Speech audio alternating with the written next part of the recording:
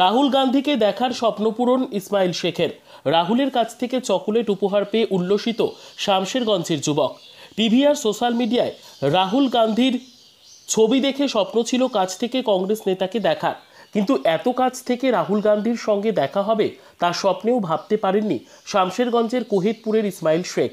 হ্যাঁ, বৃহস্পতিবার মুর্শিদাবাদের শামশেরগঞ্জের উপর দিয়ে রাহুল গান্ধীর নেতৃত্বে ভারত জোড়ো ন্যায়যাত্রার সময় প্রথম হাত নাড়িয়ে রাহুল গান্ধীর দর্শন এবং প্রায় 20 কিলোমিটার দূরত্বে গিয়ে রাহুল গান্ধীর সঙ্গে হাত মেলানোর আনন্দে আত্মহারা শামশেরগঞ্জের কোহেদপুর গ্রামের বিশেষভাবে সক্ষম যুবক ইসমাইল শেখ।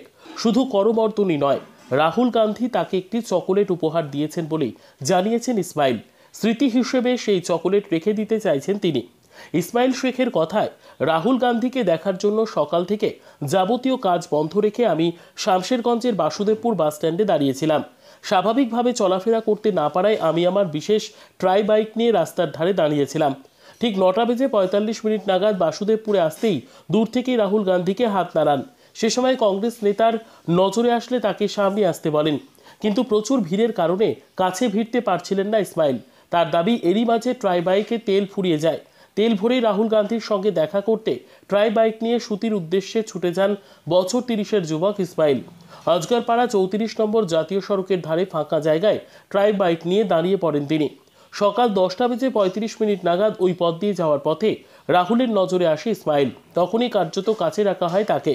রাহুল গান্ধীর সিকিউরিটিরা এ সময় কোলে নিয়ে রাহুলের সামনে বসিয়ে দেয় তাকে। তাতেই কার্যত স্বপ্ন পূরণ হয়ে যায়।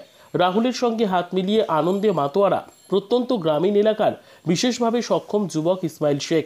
সোশ্যাল মিডিয়ায় সেই ভিডিও পোস্ট করতেই মুহূর্তেই ভাইরাল হয় সেই ছবি।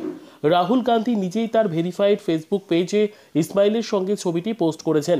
ফলে খুশির জোয়ারে ভাসছেন শামশেরগঞ্জের কোহেদপুরের ইসমাইল শেখ। কেমন লাগছে এবং কিভাবে দেখাটা সম্ভব হলো পুরোপুরি বলুন তো। আমি দেখার জন্য কালকে টিউশনও বন্ধ ছিল, টিউশন বন্ধ রাখলাম কি দেখা করার জন্য গেলাম, তো অনেক লোক, তার জন্য আমি উল্টা লাইন দিয়ে আমি যাচ্ছি। তার মধ্যে উনি আমাকে খেয়াল করেছে, তারপরে উনি হাত দেখালে সব করলে, হাত দেখালে তারপরে লাইক এরকম দিচ্ছে আমাকে, কিন্তু আমি তারপরে ওর দিকে লক্ষ্য করলাম তো ঠিকই তো দিচ্ছে। হ্যাঁ, তারপরে আমাকে আগা দিতে ডাকলে, কিন্তু আমি ঢুকতে পারছি না। তার মধ্যে আমার যা হোক তেল শেষ হয়ে গেছে, তো আমি তো আর পারছি না। তারপরে তেল ভরলাম ওই ন্যাশনাল ধারে, আর 1 লিটার মতো তেল ভরলাম। তো তারপরে ফের রানিং চলে গেলাম, কে আর দেখা হবে। তো ওরকম করতে করতে রায়রন পার হলাম, ওয়াজাগরপাড়া পার হয়ে ওখানে ভিড়ে কিছুক্ষণ ছিল। আমি বলছি না, দেখা হয়ে যেতে পারে। তারপরে ফাঁকা ময়দানে যে আমি ওখানে রাস্তার ধারে গাড়ি লাগিয়ে দিলাম রাস্তাতে। তার মধ্যে ওই মিডিলে আমি খাড়া হলাম, দিয়ে রাহুল গান্ধী খেয়াল করলে ওখানে গাড়ি লাগিয়ে দিলে আমাকে, তার জন্য চাললে গাড়িতে বসালে, এইটুকুই। খুব ভালো। কি কথা হয়েছিল?